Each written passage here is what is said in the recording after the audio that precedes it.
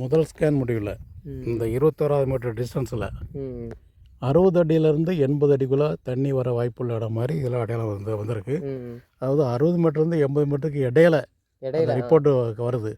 ஆனால் இந்த ஏரியா பொறுத்தவரை 60 அடியிலேருந்து 80 அடிக்குள்ளே தான் அந்த வாட்டர் பாடி இருக்க வாய்ப்பு. நீங்கள் அதிகப்படி 300 அடி மட்டும் போடணும். என்ன இதில் ஏற்கனவே இங்கே சைடு போகிற கிணத்துலேருந்து இங்கே டேமை விட்டுருக்காங்க. அது இங்கே தான் இங்கே இருக்குது. இதுக்கு நேராக மேற்கு அந்த சைடு போகிற வரும்போது தான் தண்ணி வந்திருக்கு நிறைய. ஆனால் கோடையில் வற்றிடுது அப்படி தானே? ஓகே. இப்போ தான் 2 மாதம் முன்னாடி தான் நின்றுச்சு.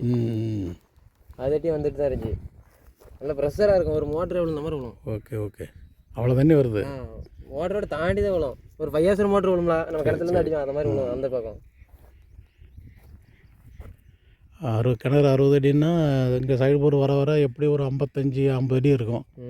அப்போ கோடையில் குறைய தான் செய்யும். மழை காலத்தில் நிறைய விழும். கரெக்டு. சரி, போகிற ஆழமாக போடும்போது தண்ணி நல்லா வருதான்னு பார்ப்போம்.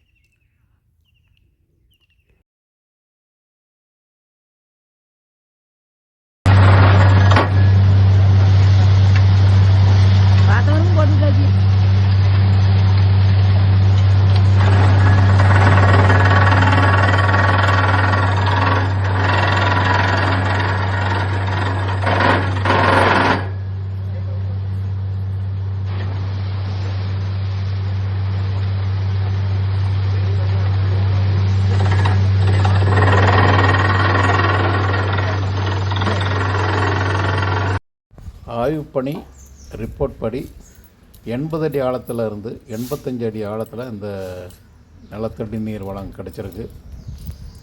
அதிக தண்ணீர் கூழாங்கல் வந்ததுனால பைப்பு 80 அடி ஆழத்துக்கெல்லாம் கேசிங் பைப்பு 80 அடி ஆழத்துக்கெல்லாம் இறக்க முடியாதனால போர்வெல் 200 அடி ஆழ போர்வெல் போட்டது திரும்ப 80 அடி ஆழத்துக்கே நிறந்துருக்கு. இதற்கு தீர்வு 10 இன்ச்சு 12 இன்ச்சு டயாலியாவது அகலமாக போர்வெல் போட்டு கைப்போர் போட்டு பைப் இறக்குவது தான் தீர்வு.